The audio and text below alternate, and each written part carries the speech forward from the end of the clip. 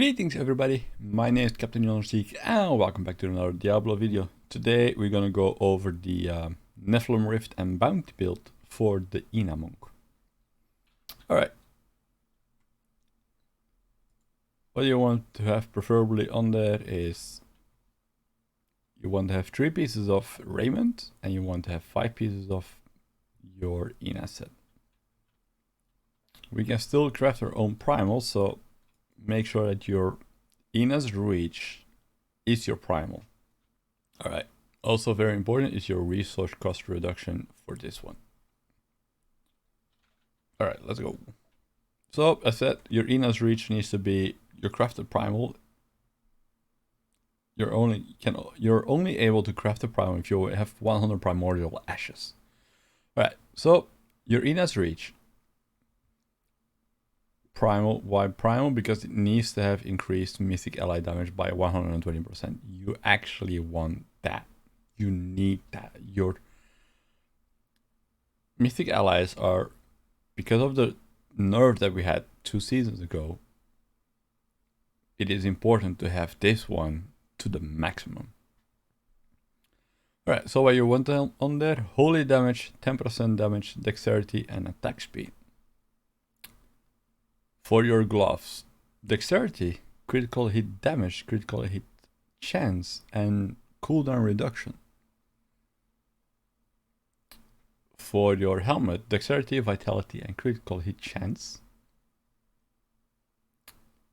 For your vest, dexterity, vitality, mythic ally damage, 15%. You need that 15%. Your belt, dexterity, vitality, all resist, and life. Life needs to be 15%. You want to have that one as high as possible. Alright, that's the Ina pieces. Now let's go over the raiment pieces. Dexterity, all resist, resource cost reduction, and mythic ally damage 15%. For your pants, dexterity, vitality, and armor.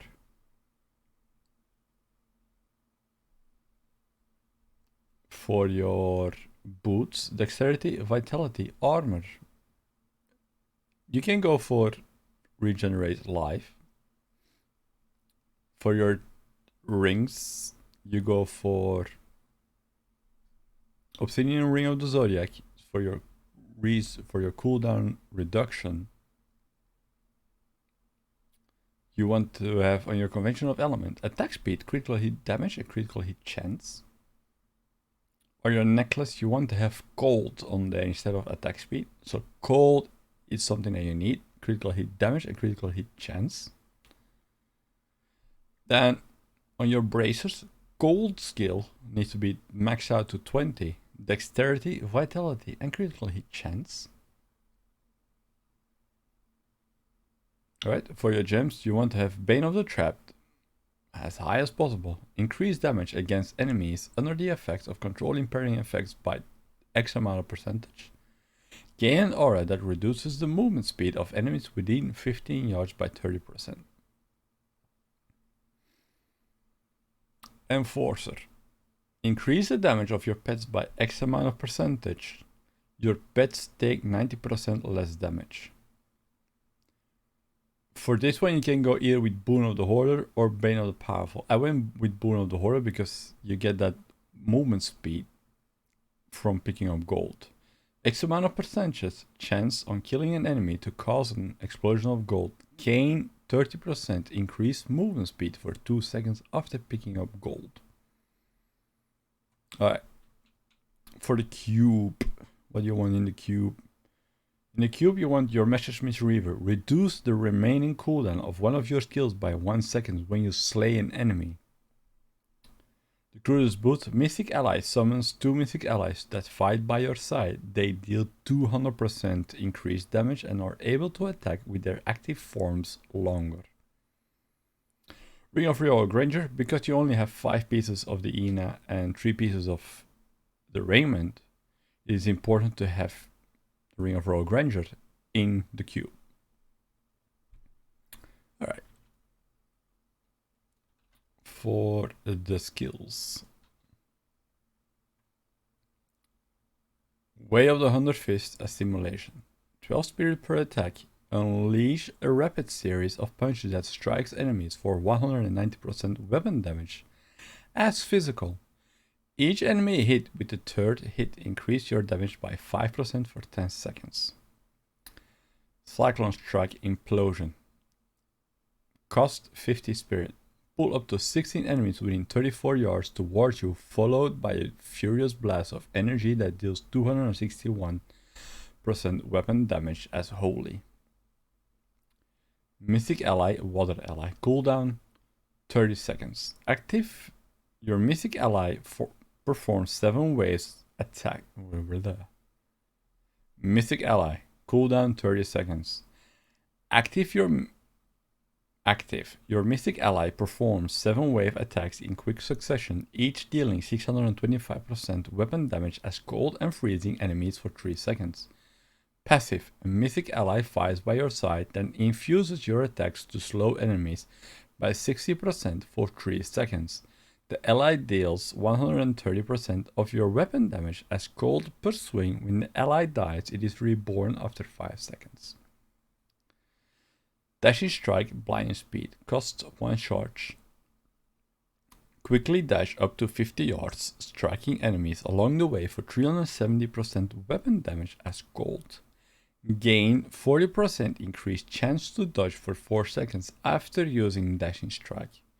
You gain a charge for every 8 seconds and can have up to 2 charges stored at a time. Serenity, Peaceful Response. Cooldown 60 seconds. You are enveloped in a protective shield that absorbs all incoming damage for 3 seconds and grants immunity to all control impairing effects. When activated, Serenity heals you for 93,874 up to 120,695 life.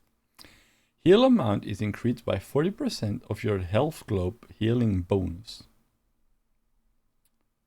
Epiphany, Desert Shroud. Cooldown 60 seconds. Have an epiphany, increasing your spirit regeneration per second by 20 and enabling your melee attacks to instantly dash to your target for 15 seconds.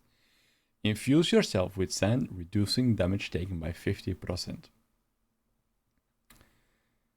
Dealing damage to enemies above 75% live increases your attack speed by 30% for 4 seconds.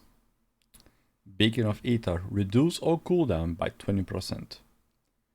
Near-death experience, when receiving fatal damage, you instead restore 35% life and 35% spirit and are immune to damage and control impairing effects for 2 seconds.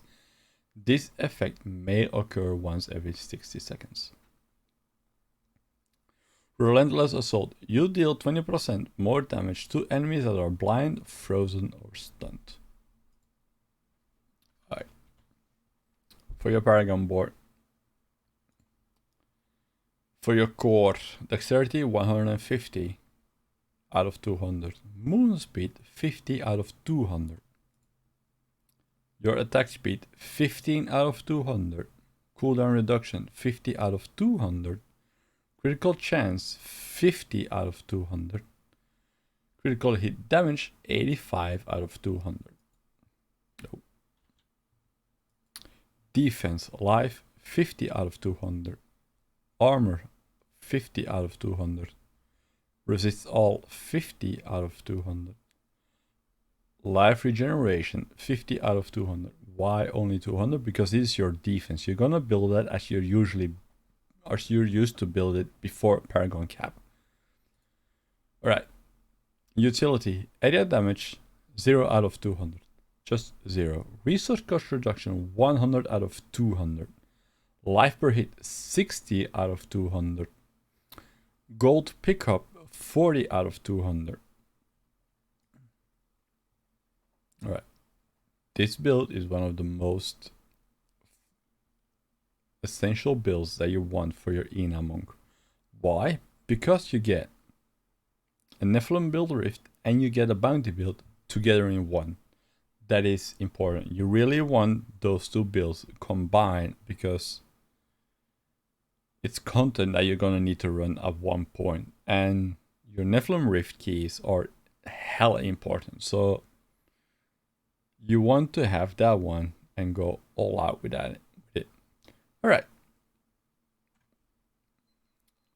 All right, guys. There's gonna be a showcase for like a bounty run and a Nephalem build at the end of the video. But first, thank you all for watching. Have a good one. Stay healthy and catch you all in the next one. Bye bye.